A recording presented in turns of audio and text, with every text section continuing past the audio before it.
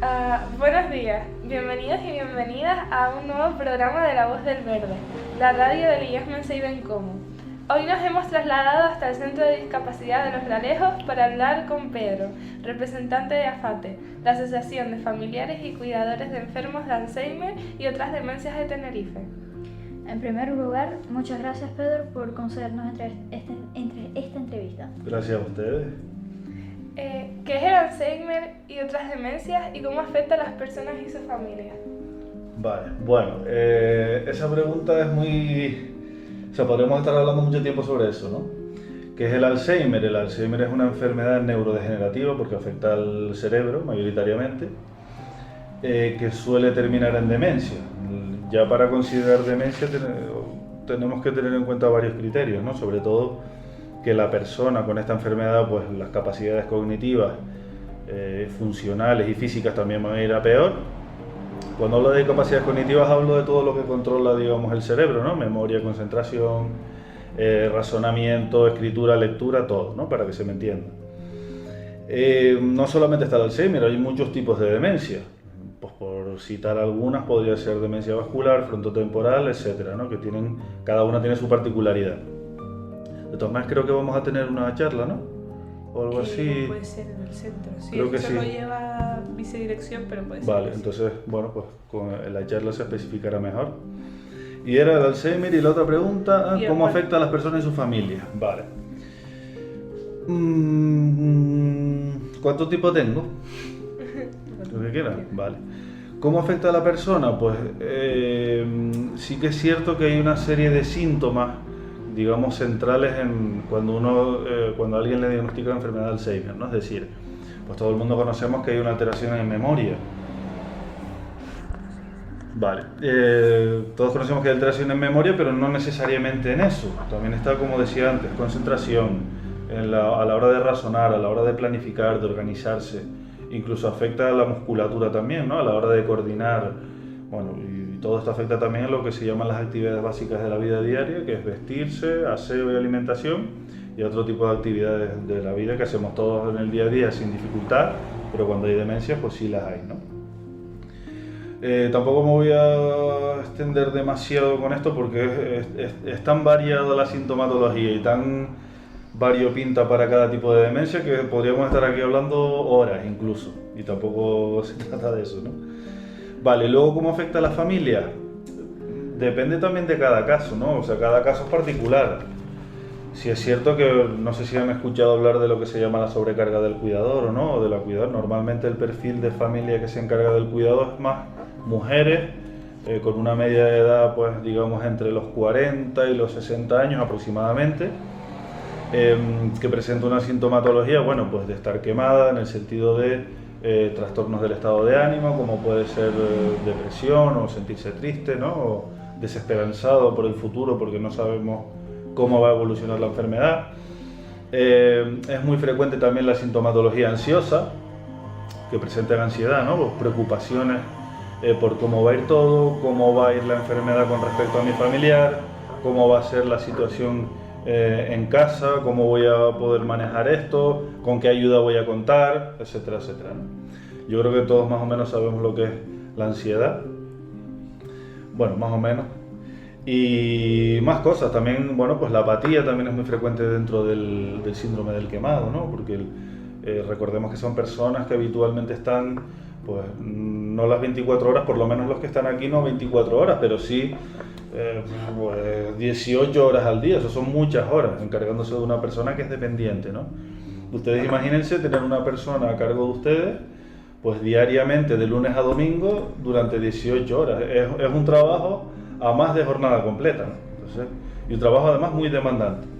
También que ocurre que conforme este tipo de enfermedades avanzan, pues la persona enferma también demanda más, porque hay que estar más pendiente, a lo mejor necesita ayuda en aseo, ayuda para comer, para muchas cosas. Entonces, cuanto más dependiente es la persona enferma, más trabajo va a demandar por parte del cuidador. Eso también es un factor de riesgo, ¿no? Para, bueno, pues que los cuidadores en este caso se quemen, ¿no? Esto más o menos, esto es sintomatología a nivel general. Ya luego, si hay alguna pregunta específica en la que podemos luego ahondar un poquito más, pues también, ¿no? pero más o menos a grandes rasgos para que se sepa pues lo que he comentado. ¿Cuál es la media de edad en la que las personas acuden al centro? La media de edad, pues mira, lamentablemente cada vez hay personas más jóvenes. O sea, nosotros hemos llegado a tener incluso personas con 54 años aquí en este centro, con enfermedad de Alzheimer. Bueno, en este caso era una demencia frontotemporal, pero vamos, que al final es demencia, ¿no? Pero me consta que, por ejemplo, en La Laguna, que ha habido compañeros que han llegado a tener incluso había una chica con 38 o algo así. Imagínense, ¿no? Ya la enfermedad de Alzheimer o demencia no es exclusivamente hoy en día una enfermedad de personas mayores, que es un poco lo que se conoce, ¿no? Es decir, a medida que nos hacemos mayores o este tipo de enfermedades solo afectan a personas mayores. No necesariamente. De hecho, lamentablemente cada vez menos. ¿Por qué? Pues por muchas variables, ¿no? Es decir, el estilo de vida que llevamos, la alimentación, el aire que respiramos, el estrés también es una variable que se está teniendo muchísimo en cuenta, además en los estudios de investigación con respecto a este tipo de cosas. Entonces, bueno, pues son muchos los factores que influyen, ¿no? Por decir una media de edad, pues yo diría que vamos a poner unos 75 años, más o menos. Tenemos personas jóvenes de 63, 64, 65, pero también las tenemos de 87, 88, 90. ¿Vale?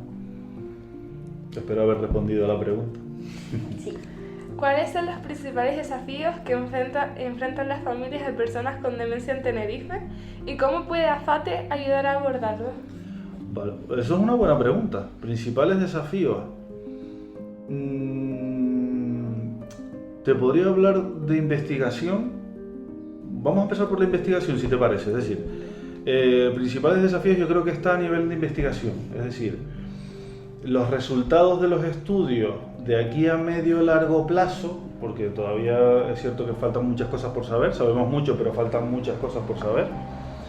Lamentablemente no son muy esperanzadores todavía los datos. O sea, hay estudios en fase experimental que están investigando a ver qué nuevos tratamientos de tipo farmacológico. Cuando hablo de tipo farmacológico hablo de medicación, para que se entienda, ¿no? A ver qué tratamientos pueden haber que, si bien no curen, por lo menos ralenticen la enfermedad o dejen a la persona con la enfermedad en el estadio en el que está, en el momento en el que está. De momento está la cosa un poco en stand-by. Sí que es verdad que hay estudios esperanzadores, ¿no? Pero cómo está la cosa de aquí a un futuro no muy lejano, de momento complicado. ¿Cómo podemos ayudar desde AFATE? Bueno, pues AFATE se dedica a ayudar no solamente a las personas enfermas de este tipo de enfermedades, sino también a sus familiares, como hablamos antes, ¿no? ¿Cómo ayudamos a los usuarios y usuarias del centro? Pues con estimulación cognitiva, física y funcional.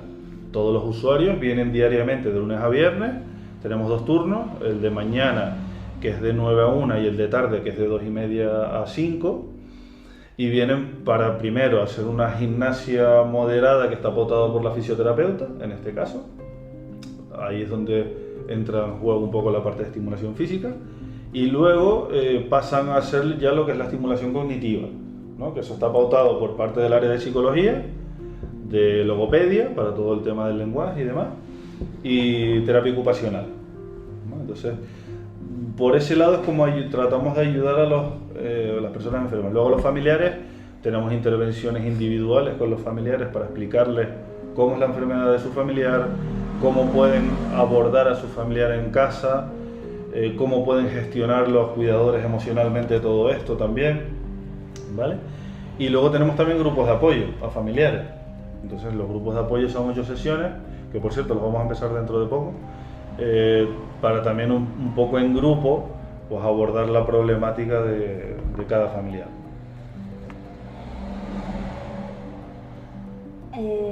¿Cuáles son los servicios y recursos disponibles para las personas con algún tipo de demencia en Tenerife?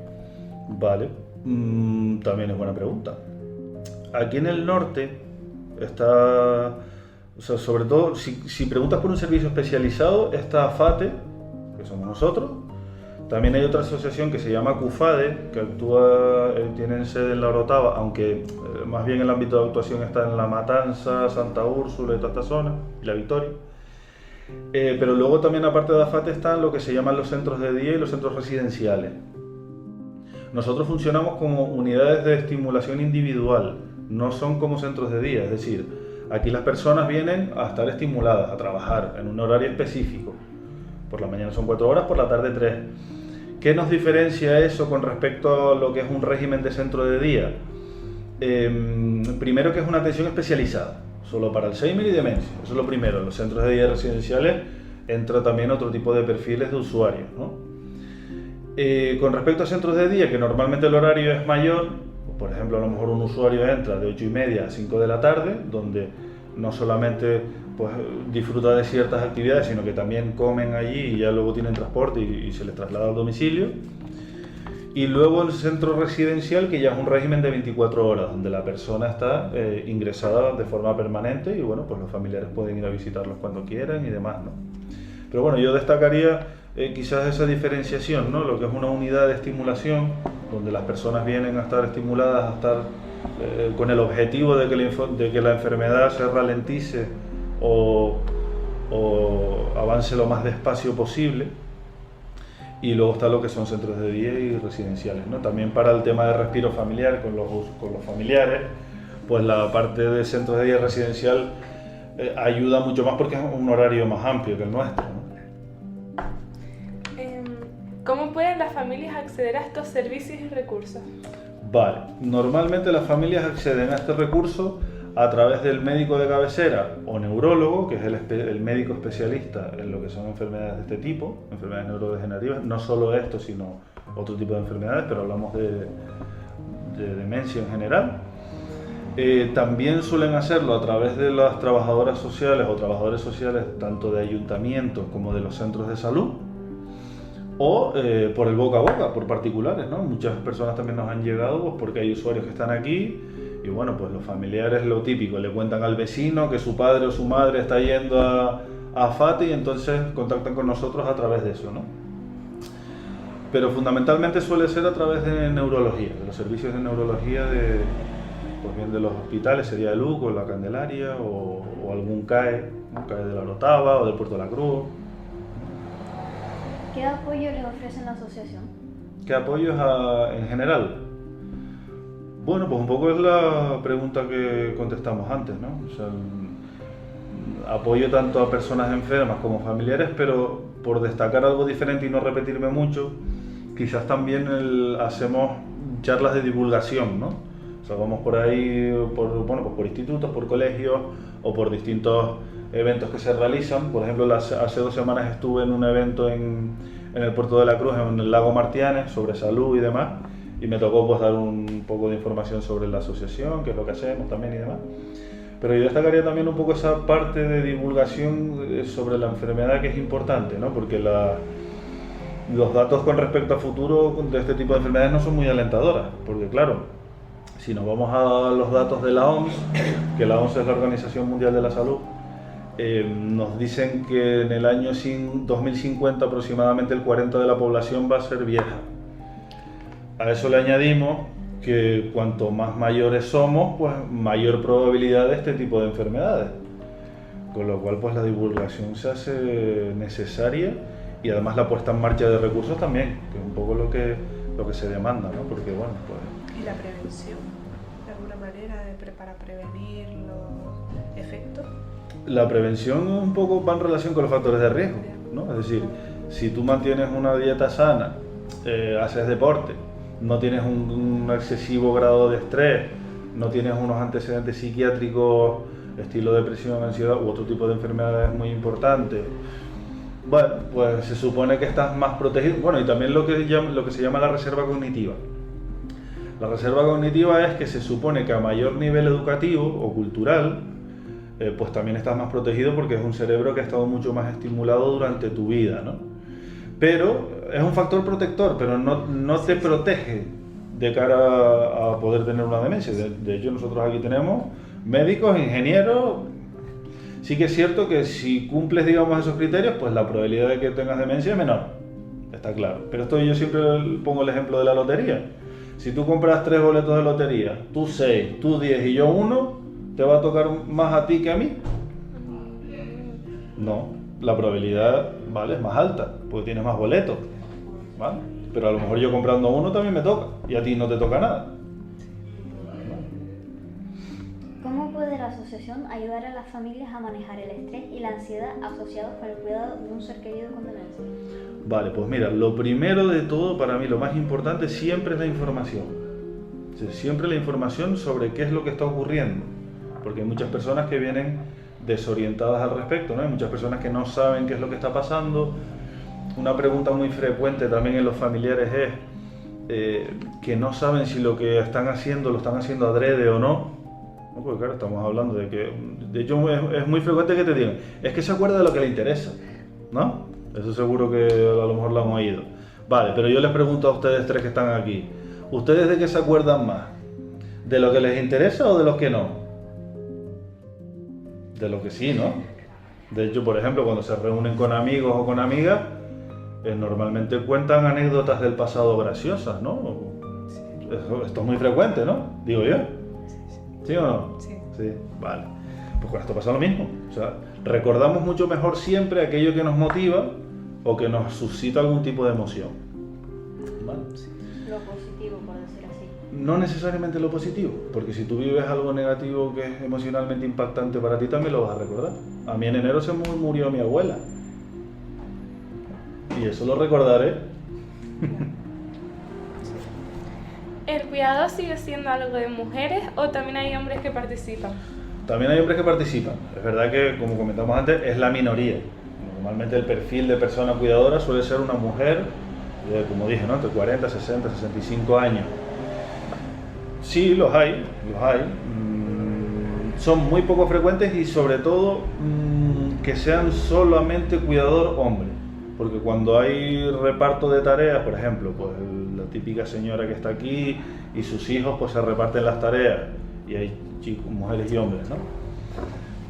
Puede ser que haya un poquito más, pero normalmente hombres solos es muy poco frecuente.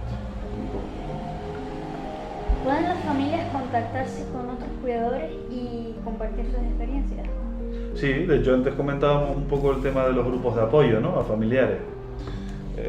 Precisamente eso está organizado no solamente para lo que decíamos, información y gestión emocional con respecto a las enfermedades, sino para que entre ellos también compartan un poco las experiencias que tiene cada uno, un poco desde el entendimiento de la situación de cada uno, ¿no? Es un poco como fomentar aquello de la empatía, que también es muy importante, ¿no? Entonces, no solamente con respecto a grupos de apoyo también, sino que luego fuera de aquí pues hay muchos que, bueno, pues que quedan a lo mejor en la cafetería para hablar de sus cosas y tal. También está bien, ¿no? Socializar es muy importante a cualquier edad. Compartir más esa experiencia de... Por supuesto, o sea, compartir, o sea, sentirte entendido por otra persona que tiene una situación similar a la tuya, pues es mucho más beneficioso para la salud psicológica y emocional que alguien que no tiene ni idea de lo que tú estás pasando, ¿no? Por ejemplo, ustedes que son adolescentes, ¿quién les va a entender mejor a ustedes que otro adolescente? Un amigo o una amiga de la edad de ustedes, ¿no? Sí. ¿Por qué? Pues porque están en edades similares, están compartiendo experiencias similares, bueno, pues quizás hasta están en la misma clase, pueden hablar de cosas parecidas, cosas que le preocupan a los adolescentes. Hay muchas que yo ya casi con 40 años ya pasé en su momento. Pues no les voy a entender igual que otra persona de la edad de ustedes, ¿no?, que haya vivido experiencias similares. ¿AFATE ofrece alguna formación para las familias de personas con demencia en Tenerife?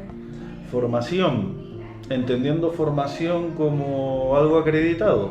Como para saber cómo cuidar o cómo tratar Sí, al enfermo. de hecho sí, con lo de los grupos de apoyo, ¿no?, que hablábamos antes, y con las intervenciones individuales. Pero luego hay, bueno, pues diversas problemáticas que son más individuales y que hay que atender, ¿no? Pues hay personas que a lo mejor les cuesta muchísimo lidiar un poco con el tema de cómo va a ser todo esto en el futuro, ¿no?, y les atormenta y hay que un poco intervenir ahí porque eso por lo general genera mucha ansiedad. Y a lo mejor hay otras personas que eso ni siquiera se lo plantean y hay que intervenir por otro lado, ¿no? A lo mejor a esa otra persona pues le cuesta más el aseo, por ejemplo, con su familiar. Entonces ahí derivamos a la compañera terapeuta ocupacional y ella se encarga de darle las indicaciones del área correspondiente, ¿no? Realmente para eso también está en cada una de las áreas, o sea, para intervenir con los familiares, dar información y un poco aconsejarles sobre cómo se puede manejar en un determinado momento, ¿vale? Entonces es muy importante también el trabajo en equipo y coordinado entre nosotros, ¿no? Para que, bueno, si yo por ejemplo detecto una dificultad, pues un usuario que se atraganta, pues de eso se encarga la logopeda. Entonces yo levanto el teléfono, oye Erika, que se llama Erika, encárgate de esto que me ha comentado el familiar, o hemos visto aquí en la sala que tiene problemas para tragar o se atraganta. Entonces siempre tenemos que estar ahí un poco pendientes y desde cada área pues se intenta intervenir con los familiares, ¿no? ¿Qué medidas están tomando las autoridades locales y regionales para apoyar a la asociación? Las autoridades locales, bueno, actualmente yo no soy el mejor para responderte esto, entre otras cosas porque a veces soy políticamente incorrecto.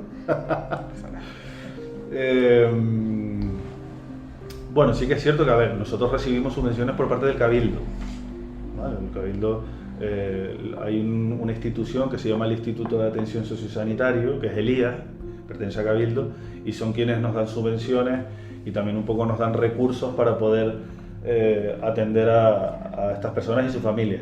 También los ayuntamientos, por ejemplo, ponen las instalaciones, ¿no? Aquí no solo las instalaciones, sino todo parte del material que hace falta para mantener una instalación. Luego también hay entidades privadas que nos ayudan, ¿no? Pues con subvenciones o con material, ¿no? Pues como pueden ser entidades bancarias, por no dar publicidad aquí, u otro tipo de empresas que estén interesados en ayudar, ¿no? O incluso de forma particular, familiares que quieran entregar algún tipo de material que, por ejemplo, para nosotros lo podamos aprovechar, pues también. Entonces, bueno, hemos ido como desde instituciones, por decirlo así, desde la pirámide hasta más abajo, ¿no? Empezando por Cabildo, corporaciones locales como ayuntamientos, pero también familiares, o socios, también la asociación tiene socios. Entonces, bueno, pues los socios aportan una cuota mensual y también la asociación se nutre de esas aportaciones. ¿Cómo podemos nosotros los jóvenes involucrarnos en la labor de la asociación y apoyar a las familias que están cuidando a sus seres queridos con demencia? Vale, ¿cómo pueden apoyar los jóvenes? Buena pregunta. De hecho, si me lo permiten, hasta les voy a lanzar la pregunta yo a ustedes, como jóvenes que están aquí. Es decir, ¿cómo creen ustedes, con lo que saben ya de lo que yo les he dicho aquí, que ustedes pueden aportar su granito de arena? ¿Qué se les ocurre? Ya que esto es una entrevista, vamos a... O sea, diría ayudar a esas personas, pero tampoco tenemos cara de que... Vale, sí, ayudar, pero ¿cómo? O sea, vamos a operativizar esto, ¿no? O sea, ¿cómo podemos ayudar o cómo pueden ayudar ustedes, siendo personas jóvenes, a personas con estas enfermedades? Intentar donar dinero para que se hagan más investigaciones contra lo que tú dijiste de medicamentos o Vale, algún remedio buena para idea. intentar parar esa enfermedad. Vale. Bueno, 1 euro que done cada persona ya es un dinero. O sea que bien, está bien la propuesta. ¿Qué más? ¿Qué más se les ocurre? No sé, teniendo, no sé, por ejemplo, libros viejos en casa, trayéndolos a asociaciones. Vale. Bien. Está bien. Hombre, lo que están haciendo ya es una forma de ayuda también, ¿no? Es decir, ustedes con lo que hacen aquí es una forma de concienciación y de divulgación. ¿Vale? Entonces, bueno, también es una forma altruista de hacerlo, ¿no? Porque, bueno, nadie les obliga. Nadie les ha puesto una pistola en el pecho para hacer esto, ¿no? Entonces, es una forma de ayudar también. O sea, todo lo que es conciencia y hablar un poco por ahí sobre lo que es la enfermedad o lo que han aprendido también lo es, ¿no? Venir aquí con actividades a lo mejor programadas, que a lo mejor lo organicen con sus respectivos profesores, pues también. ¿Vale? O informar. Mira, pues de repente... Pues que el abuelo o la abuela de un colega de clase o una amiga me entero de que, bueno, que está con demencia y tal. Ah, pues mira, yo conozco a Fate. Y de repente a lo mejor gracias a ustedes, pues los familiares acaban aquí.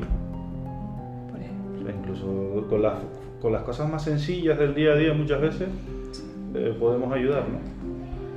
¿qué consejos puedes dar a los jóvenes que tienen familiares con Alzheimer y otras demencias? ¿Qué consejos les puedo dar? Esa pregunta es complicada.